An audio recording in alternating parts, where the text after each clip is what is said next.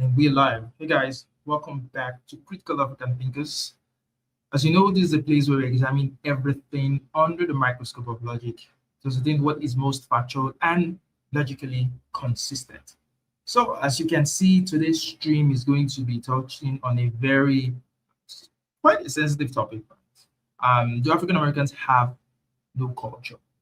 Now, this is a fallout from a conversation that Frank Zanu is a Beninese American who of recent, was caught in this hot take where he said that African Americans have no culture. Now, he wasn't just speaking about African Americans alone. He also said that Africans or Beninese do not have culture. So I want to examine that claim by reacting to a conversation that he had with Karen Hunter, who is an African American, where they discussed this, this thing. They discussed this concept: do African Americans have culture? But before we dive into that, we need to understand what exactly is culture, right? What is the definition of culture? At least when I was growing up, I heard, or we were told, that culture is the way of life of a people, right? So by that definition, I think everybody has a culture. All people have culture, right?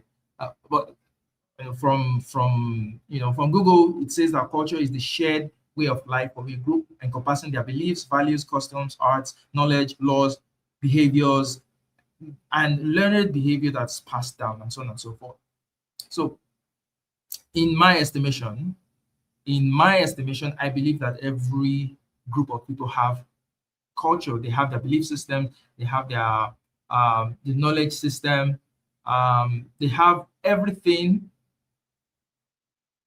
that you would expect for any normal human group to have. So I believe that culture is created by people. It's a product of the human mind. It's a product of human interactions. It's a product of social interactions. Culture does not make people. People make culture. And culture is dynamic. Culture can change. Culture is never static. It's never the same. There is no single culture in the world that has remained the same right from its inception.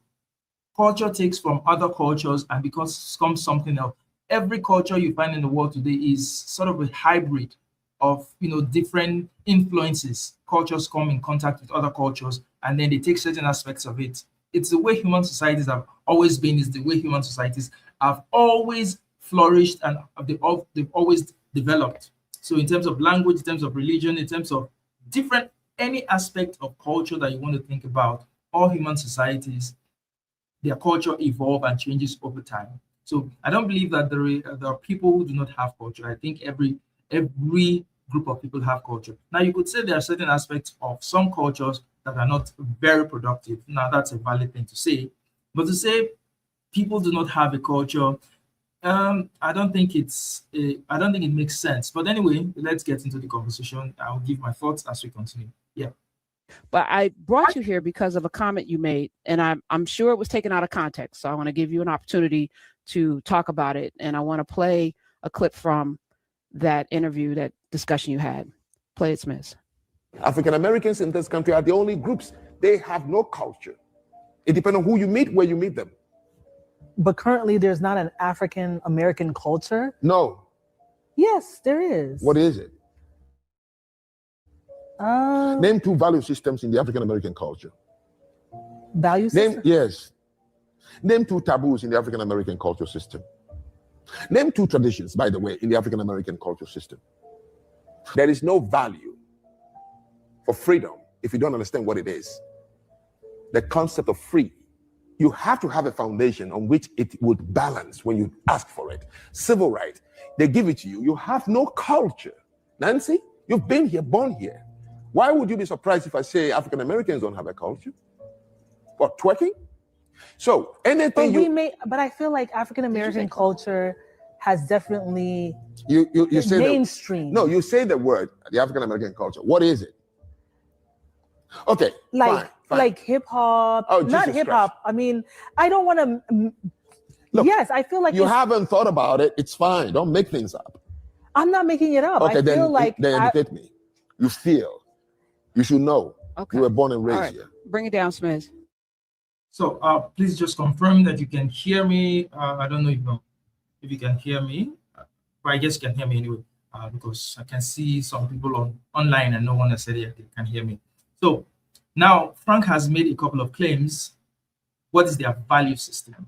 What is their, he said so many things. I'm going to answer some of those things later on, but I'd like to just see Dr. Hunter, and the guest is going to bring, she's going to bring on, try to answer those questions first. But let me just take it back. So I noted. You're born here. Why would you be surprised if I say African American? Currently, there's not an African American culture. No. Yes, there is. What is it? Name 2 value systems in the African American culture. Value system? Yes. Name 2 taboos in the African American culture system. Name 2 traditions, by the way, in the African American culture system.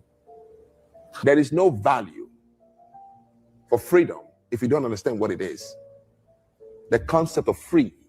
You have to have a foundation on which it would balance when you ask for it. Civil right, they give it to you. You have no culture.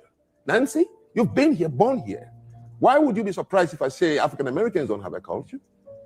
What, twerking? So anything but I feel like African American culture has definitely you say mainstream. No, you say the word, the African American culture. What is it? Okay, fine. Like hip hop, not hip hop. I mean, I don't want to. Yes, I feel like you haven't thought about it. It's fine. Don't make things up. I'm not making it up. Okay, I feel like then educate me. You feel. You should know. Okay. You were born and raised here. Bring it down, Smith. Bring it down. Do you stand by that, Frank Zanu? Yeah. Okay. And you're talking to somebody who's not African American and asking her questions. You don't have a problem with that? You don't think that was a little... So that conversation was the Haitian conversation. So it was... but you said African American. You brought Black people in. You didn't say Haitians. No, I'm saying the conversation I had with Nancy was Haitians can fix Haiti. It was in that conversation that this came out, and it was a soundbite on TikTok. Now, when I went to the W.E.B. Du Bois Center in Ghana, I was a young fellow when first we went, and there was a sign on the wall. So I'm just checking again. How's the sound, please? If the sound is not good, let me know.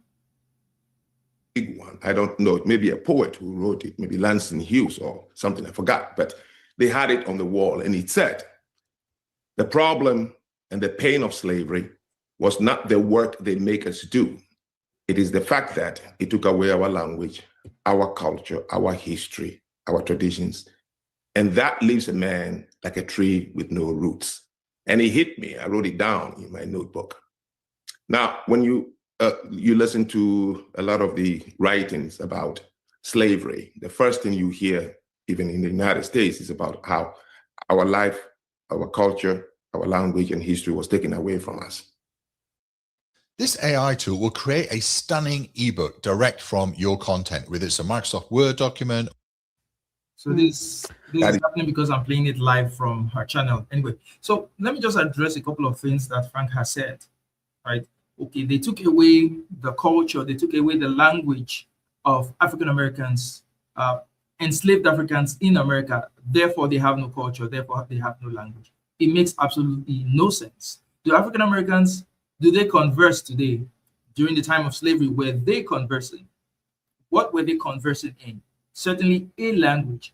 Language is not biological. You are not born with a biological language. Language is social. It's something you learn. And whatever language your people are using at a particular point in time, that is your language. That becomes your language. That forms part of your cultural ethos. So to say that just because they lost the language of their ancestors, of the place that it came from, that they do not have a language, is preposterous. It makes no sense. Now, there was another conversation that Frank had where he made the claim that Jews, Jewish people have culture because throughout their history, Jewish people they maintained their language, their religion, and so on and so forth, which is patently false.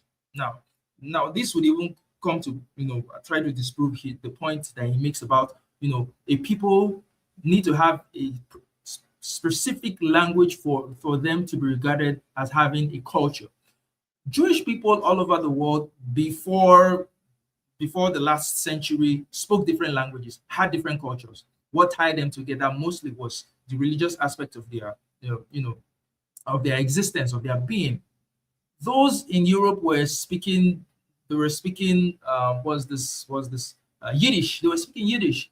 Those in the Arab world were speaking Arabic. Those in different parts of the world were speaking whatever. The Ethiopian Jews were speaking an Ethiopian language, and so on and so forth. But they were all Jews. They had their cultures. You cannot say they're not Jews because they didn't speak one language. Hebrew was reinvented by the Zionists in the last century, right? So you cannot say because a people lost their original language, therefore they don't have a culture. Culture is the product of the human mind. It's a product of social interactions. When people get together, culture is born. And you can look at African Americans and you can clearly see a distinctiveness. You can see something that has been produced from their history, from their experiences. I'll touch on those later on. But very, very clearly, it is insane to say African Americans have no culture. They have no value system. Have you ever seen, I see comedians all the time, they joke about how white households discipline their children versus how black households discipline their children. White households will tell the child, go to your room or something like that. And the black households, they are very big on discipline, physical discipline. Respect for elders, I think that's a value system in African American culture. And I think that is something that's also carried over from African culture, because respect for elders is something that is valued in African culture. So how can you look at that and say African Americans have no culture? A shared sense of community, of extended family, that is a value system. That's part of African American culture. It's also something that's part of African culture. The hyper individualistic mindset of Westerners that you find mostly with white families, you wouldn't find it so much with African Americans. People still keep in touch with, say, their extended family. It's big around family. Those are values. Did Frank even think about that? It's very common. So in what? songs, Okay, music. okay. I I'm met from Alex Benin. Haley's. Hold on. You're from Benin. Yeah. You're not there now. You're here. You're an American citizen. You came here. You left there to come here. Mhm. Right. The Homie Kingdom. We love the Black Panther and all of this, and the Dora Milaje based on the Homie Warriors and Woman King. We love that. But the Homie Kingdom, one of the ways in which your origin, your country of origin, Benin, conquered, they would sell their people into bondage to the Europeans, into this transatlantic slave trade. When you lost, you got sold.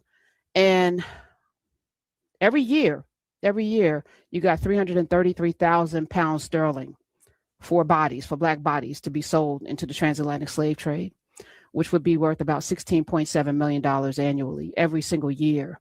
It was Benin known as the Slave Coast because of the flourishing trade of human bodies. That was your protocol. That was the way in which you dominated. And it went on for more than a decade. In the 1780s to 90s, Benin sold more than 102,000 bodies into bondage.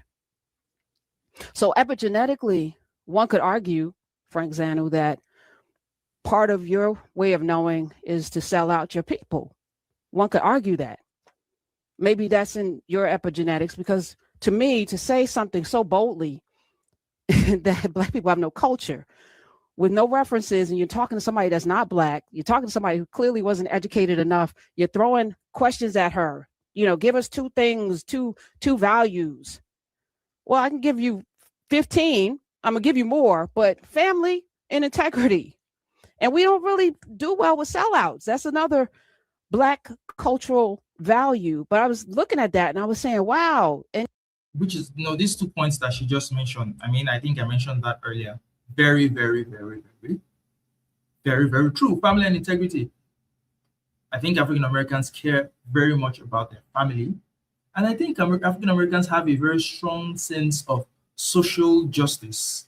They fought for the civil rights. They fought for the rights to be seen as human beings in America. And they have that, and they got that. And it didn't just end there. Whenever there is a perceived, whether real or imagined injustice to a Black person in America, you see African Americans coming together, coalescing. You see them coming together in such a manner as to fight for the rights of an African American or a Black person who has been wronged. We saw that with George Floyd. We saw that with Tamir Rice. We saw that with some other Black people who were killed, who were unjustly killed by the police. When there's police brutality against white people don't do anything about it. It's just it's just normal, because that's white culture. White culture is very hyper individualistic, but that's not Black culture. Black culture sees, because of the history, the unique history, they see that an injury to one of us is an injury to all of us, because it could happen to one person. It could happen to any of us. So a strong sense of social justice is another aspect of African American culture. Did Frank think about that? No.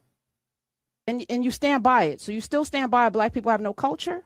So Benin didn't sell slaves. They sold. I did my research. I'm sorry. Yeah, I know. Maybe you don't know it. I know. Because it's clear to me that you don't know a lot of things, but you don't know it. Allow me to explain what I mean, please. I really want to have a very respectful conversation. So you said Benin sold. Benin did not sell slaves, because when slaves were bought from that region, there was no Benin. There was no country called Benin. The homie. No.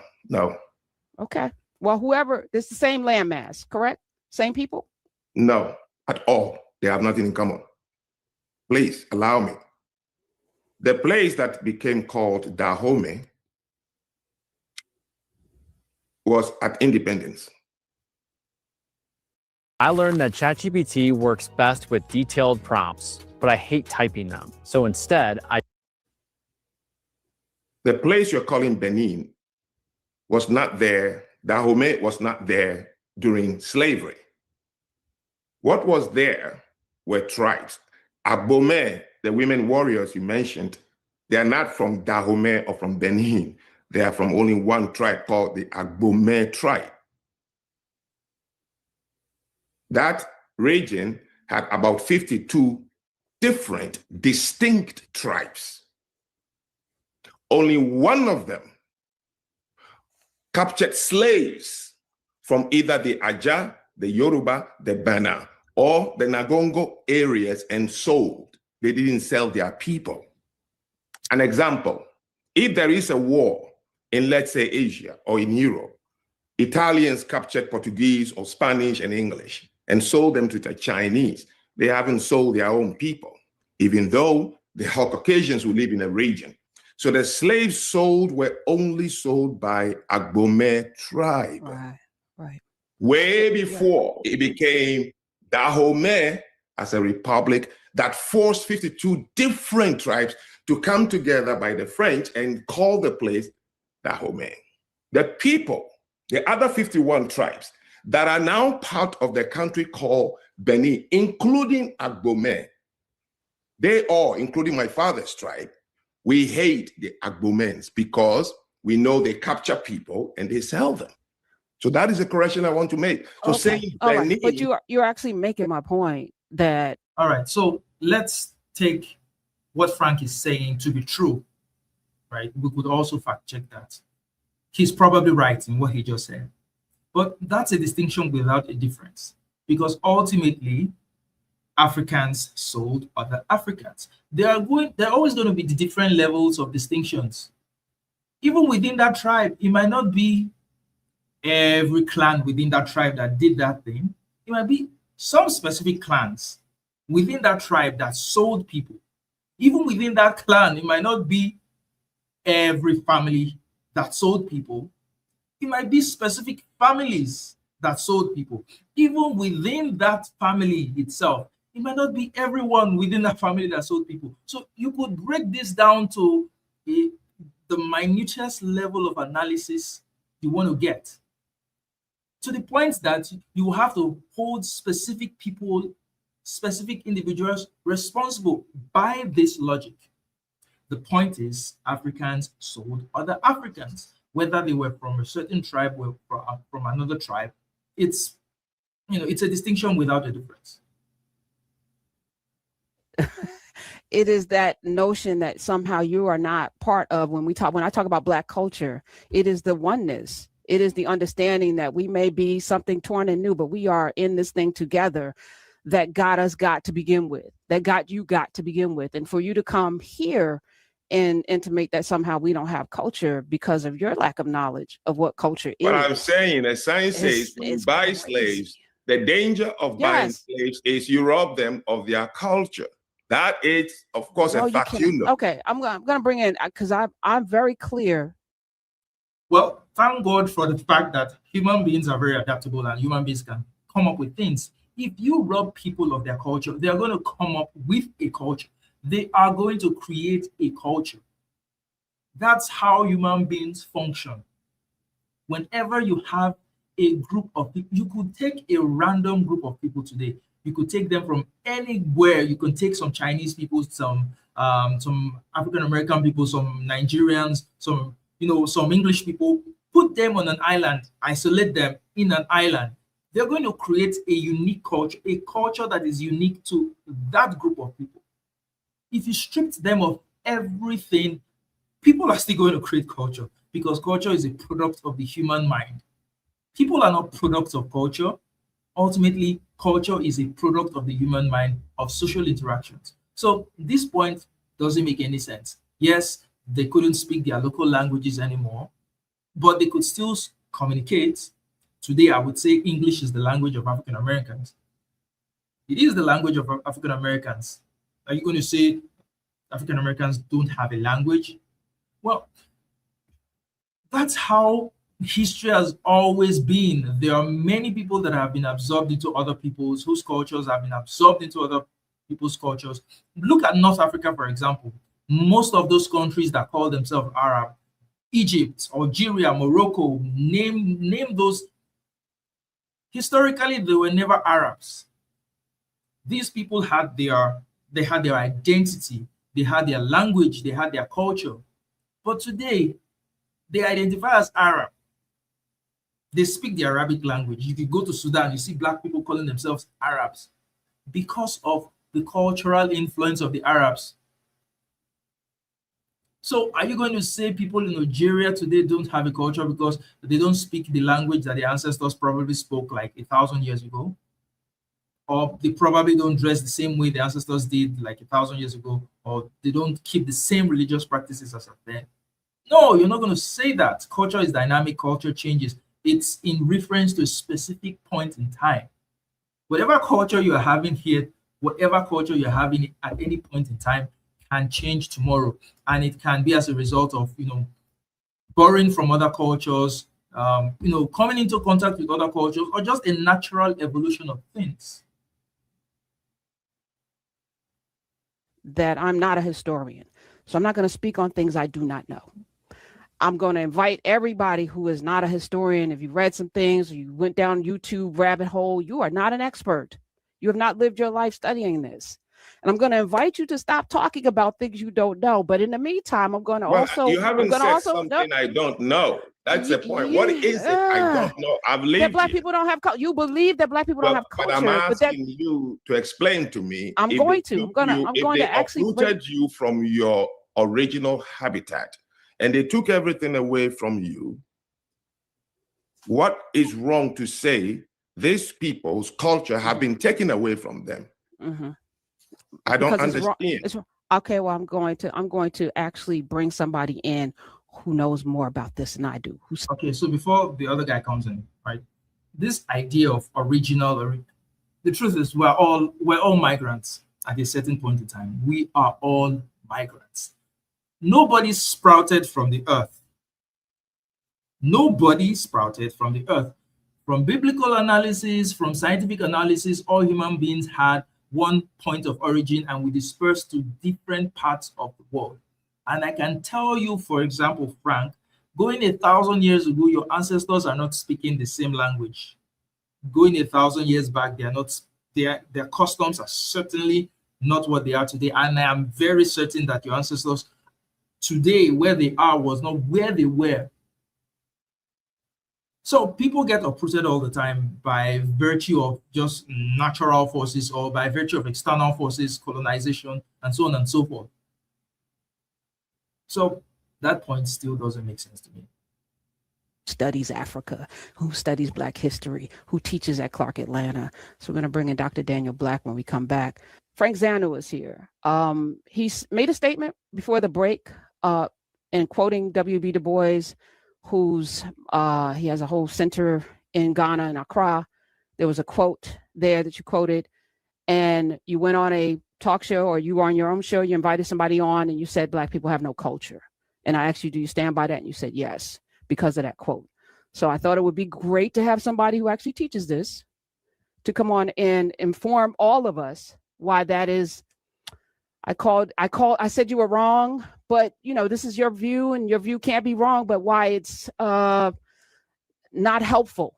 Let's say it like that. It's not helpful. So let me welcome Professor of Africana Studies at Clark Atlanta in Atlanta, author of many books, Dr. Daniel Black is here. Hi.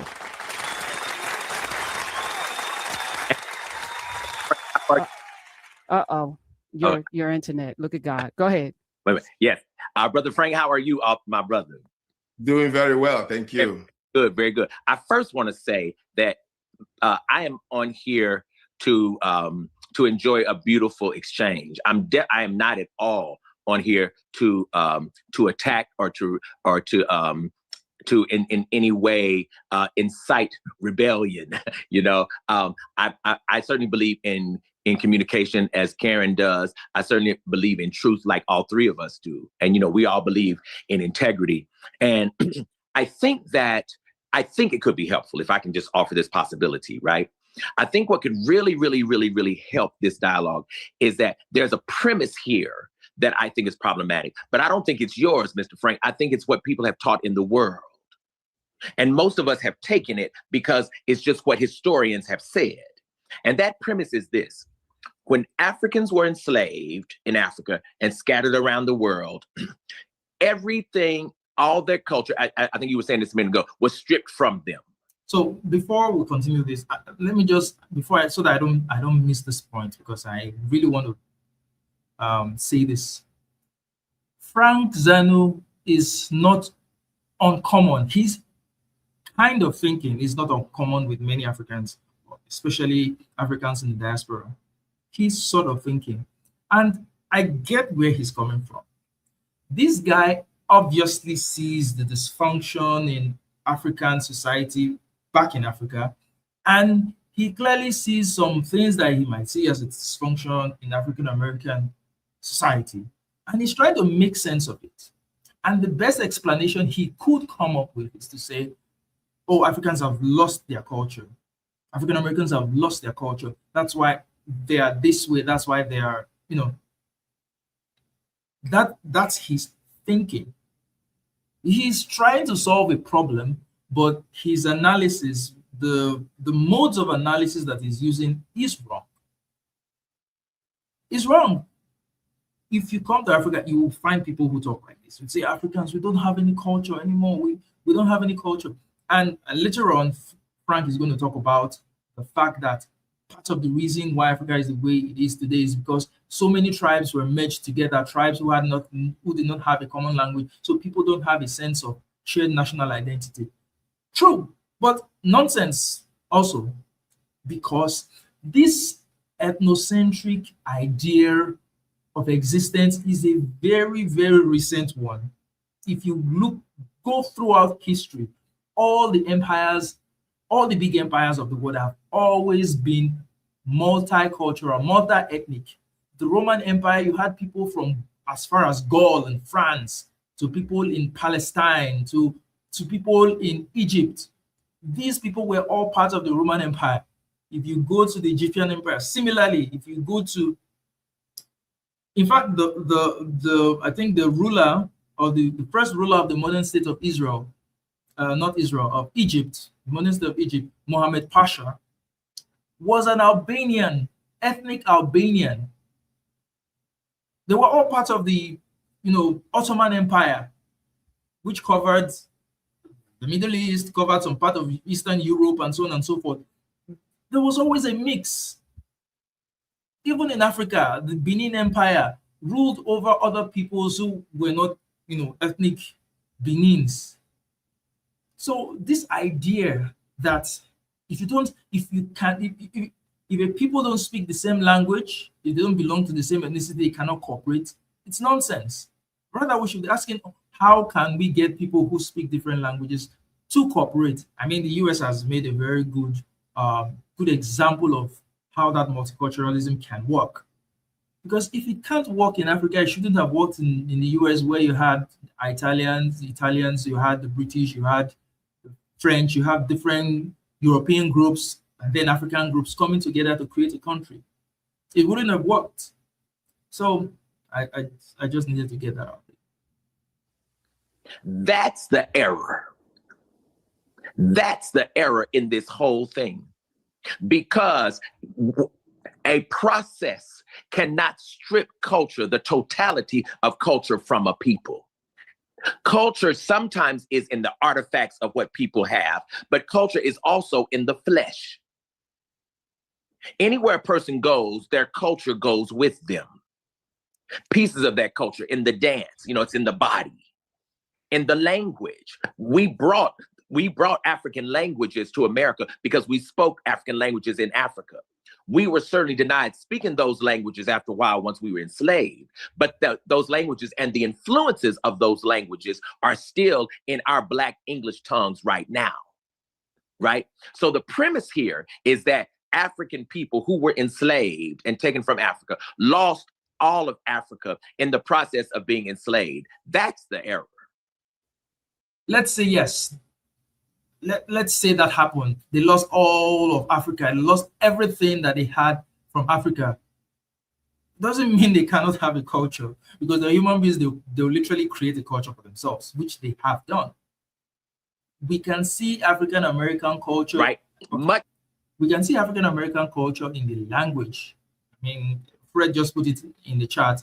African American English, which is a variant of English, is a language. It's a language of African Americans. And even if they don't have that, English is their language now.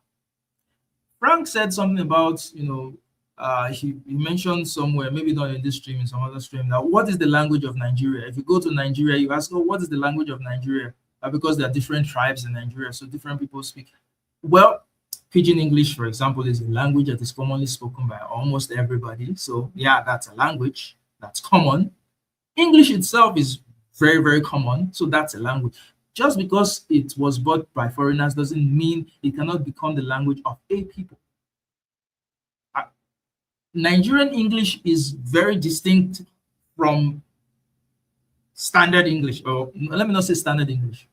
It's very distinct from British English. There are some things that you would say in Nigerian English that only a Nigerian might understand or get.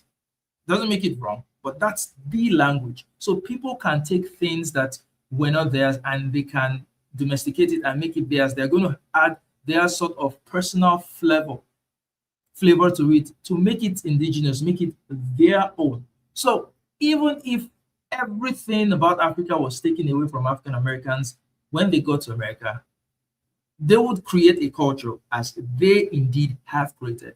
We talked about respect for elders. I think it's a big thing in African American culture. It's also a big thing in African culture. We talked about the sense of community, extended family ties. When I was growing up, I grew up with, my grandfather was there, was the patriarch. He had 3 wives, all uncles, aunts, cousins, extended family. They were all around. That's how I grew up. And I want to believe that there is, something similar with African Americans, from what I see anyway, looking from the outside in. I think there's something similar of that thing in African American culture too. We want to talk about the dress. African American dress is unique and it's inspired so many quote unquote cool dressing styles that people copy all over the world today. That's part of African American culture. Or you want to talk about the religion? Have you seen the Black church? Do you see how different it is from a white church? Do you see the atmosphere? That's African American religion. That's their culture. Have you seen the food, soul food? Is it not distinct from, say, there's comedians usually make this joke that, white people's food is always, salad, dressings, and so on and so forth. But, when you eat African American food, there's flavor, there's spices, there's this and that. Those things are part of culture. So how can Frank look at all of those aspects and say, these people do not have a culture? They have a language, they have a dress, dress sense. You want to call it their traditional dress sense, yes, they do have that. They have a religion. They have social structures.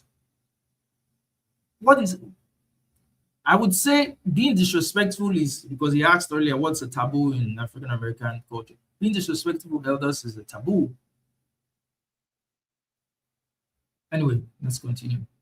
Much of the culture came with us. Then through transmutation and synthesis, we revised through some force and through some voluntary actions. We revised a lot of African culture in order that it could fit the context and the circumstances and the brutality under which we lived in this diasporic place, right? Called the Americas. So there's much culture here that came along with us, and there's much culture that we revised and gave birth to once we got here. For example, you get jazz music in America, but jazz has its roots in Africa. But the jazz itself is absolutely an American continuum, on the American continuum, on the American aesthetic continuum in terms of culture. You get gospel music in America. You don't get gospel music in Africa. What you get now is Christian music in Africa that white Christians have taken. But gospel music is a cultural regenerative act that happened in the Americas that has certainly found its way back to Africa. Even tradition. And just to add to, there are some people that would also say white people don't have culture, which is nonsense, because white people obviously have culture.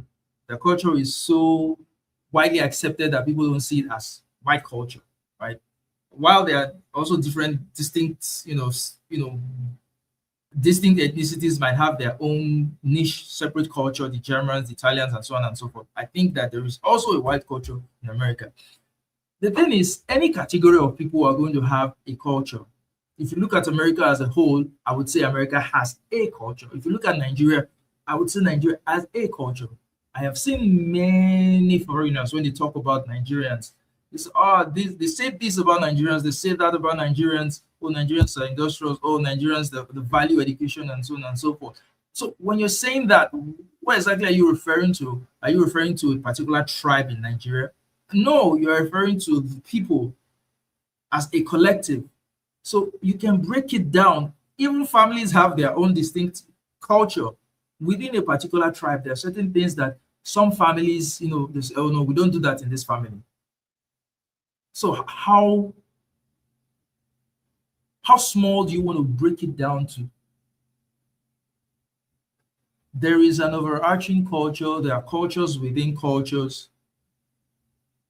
Even in, he will talk about, obviously, I think in another video, Asian culture, Jewish culture, and so on and so. If you go to China, you're going to find different distinct cultures. Is there a particular Chinese culture? You're going to find different cultures as well. But does that mean there is no Chinese culture? Or there's no Japanese culture? If you go to Japan, you're still going to find, they're going to be distinct. You go to certain areas, even in Germany, Fred can maybe, if you go to certain parts of Germany, the language might change a bit, the dialect might change, you might not really understand what this person is saying, and so on and so forth. But they're all Germans, there's a German culture. But within Germany itself, regional blocks have their own subcultures. So yes, there is an American culture, and there is a African American culture is a part of that larger American culture, and there is a subset of African American culture as well. Even cities have their own culture. New Yorkers might behave in a certain way. It's their culture, it's the way they do their things. Traditions like jumping the broom. When we as enslaved people wanted to get married, we created that ritual here. African people created that ritual as a part of African culture, as a means of creating a ritualized way whereby we could signify the validity of our own marriages and relationships. But that is particularly an African-American cultural phenomenon, right? And so what I'm simply saying is I understood the premise of what you were saying, Mr. Frank, right? What most people misunderstand, though, is that we brought a culture with us and we modified and transmuted it once we arrived in this place called America. Thank you. What might you say to that, sir? They said thank you. I'm sorry, I didn't hear it. And, Yes. and let me just clear this up, because, you know, if you felt an ambush coming. I feel like if people have airwaves, we are in a space right now where there's so much division, particularly there are these culture wars going on right now between Blacks and Caribbeans. And that's on purpose, because divided we are conquered. That's how we got conquered. You just told us the story of the whole area known as what was first, you know, the French West Africa, and it was divvied up, but all of Africa has been divvied up. And you said you hate these people because they sold these people, but we're all one people. And if we don't understand that, we're going to be conquered again. And if people have microphones and they're constantly out here saying these things that animate a negative vibe about Black people, it's no good. And especially when it comes out of a Black mouth, it creates the division, or it foments the division, or it seasons the division that is already brewing. For what purpose? So I really just wanted to say, like, what's your purpose? When people hear things, you make individual conclusions as you hear it. It may not be why will I come from Benin Republic and be saying things? I was speaking not long ago in Boston, and I said, Benin has no culture. Imagine conducting every part of your research only on one platform. Meet Boreum. Now, I don't understand what at all it's offensive when people, but I was lucky that it was a monologue and it waited until a Q&A. So somebody asked me to explain. And I say, you cannot raise your child as a Beninois, but you can raise your child as an Aja tribe, a Bome tribe, with that tribe. But now they are calling us Benin. And if you take 5 Beninois, and people from Benin are called Beninois, if you take 5, let me use Nigeria that is more popular. If you take 5 different Nigerians to France or any outside country, and you ask them, what do you speak in Nigeria? They will start looking at each other and say, it depends on who you ask. Right. If you ask them, Now, what do you speak in Nigeria? Most Nigerians speak English. So if they get to a place where they don't speak the local language, they just switch to English, or they switch to Pidgin English, and you can carry on a reasonable conversation in either of those 2 languages. them, what is a Nigerian culture? They will say it depends on who you ask. I'm sure if a bunch of Nigerians go to France, there are certain things that they are going to have in common as opposed to the French. So yes, there is going to be a Nigerian culture. If you ask them, what do you eat in Nigeria? They will say it depends on who you ask. When you come to Nigeria, something like jollof rice is very popular, very common. Most people eat that. And most people eat a meal made from cassava and soup and so on and so forth. It's something you would even find in other African countries. I look at when I see things about other African countries, it's so similar with Nigeria. I'm like, this doesn't seem so dissimilar in what I find in my country. So his point about the tribes in Benin being so distinct, yeah, they will have some distinctness, but I think more ties them together than separates them. If you are being honest, more would tie those people together than separate them. If you ask a Nigerian, 5 different ones, Igbo, Yoruba, Bendelai, Calabar, Plateau, Sokoto, what is the value systems of Nigerians? They will say it depends on who you ask. But if you ask these same 5 questions to a Yoruba, he will give you right answers. So it means when the countries were created, the people who once had distinct culture with which they raised their children, traditions, norms, and everything, when they told them to become Nigeria or Benin or Ghana, they don't have anything at all in common. They are the Tower of Babel. And I have to educate myself that we have a problem. When I call my nieces and cousins, they cannot finish a sentence in my language completely without adding English or French. The French and English itself, they can't even speak it properly without adding. But that's how languages evolve. English borrowed, there are many loan words from other languages that you find in English today. So perhaps something that's going on in Benin now is the creation of a new language. Most Beninese will be able to communicate with this hybrid language that you're talking about. So it isn't because of a lack of culture. It is simply an evolution of the culture. Now, you could say that there are certain aspects of culture that is not good, that is bad, that needs to be changed. Yeah, good and fine. But every people have a culture. So Frank is using an analysis that is, very simplistic, not very technical, not, it seems all right in surface value, but no. If our problem is that we're unable to come together because we speak different languages, we have different cultures. So what's your solution? If in your mind you think that people must be able to speak the same language before they can progress, then you are looking at a balkanization of, you say there are 51 tribes in Benin. Benin is a small place.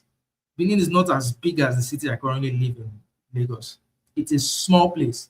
You're going to have 51 different countries. Is that feasible? And I can tell you for a fact that even within those tribes, there are going to be clans. Are you going to have it split into those clans as well? What Frank should be looking at is, how do we, despite our different languages, how do we foment a national identity, a national sense? That's what Frank should be looking at. Not saying we don't have culture because we don't speak the same language. It's so simplistic. As adding, that is a problem. Mm-hmm. So you can see the problems we are suffering on the continent today. It's all because in some cases, like Kenya, 42 different tribes that have nothing in common with each other are forced to believe that they have a country. How many tribes do they have in the US again? How many ethnicities do they have in the US? How many?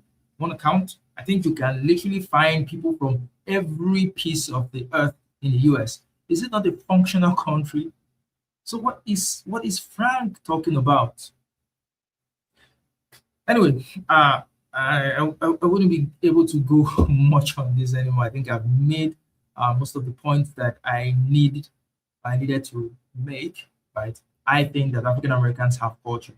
Definitely have culture, and we have highlighted a couple of those things. They have their own languages, English language, or a variant of it, African American English. They have their own food, which is distinct and soulful. They have their own sense of dress and style.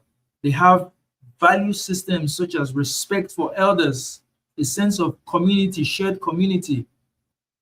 They have a very strong social justice awareness. All these are part of African American culture. And now I didn't even mention music because the other guy mentioned music, which is the go-to that many people, just reference when they are talking about African American culture. But African American culture is much more substantive than its influence in music. It's much more. It shouldn't be reduced to that.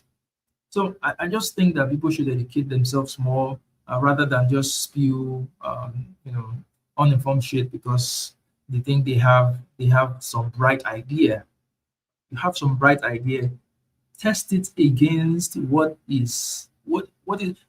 Just think, ask yourself, be self-critical. Frank is not self-critical. He's thinking in a very narrow, specific, particular mindset, and that's why he's falling into this trap of saying that African Americans have no culture, Africans have no culture. But you would say Asians have a culture, you would say Jews have a culture.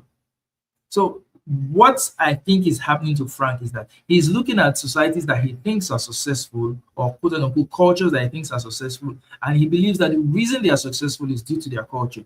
And the fact that there are so many problems with Africa, right?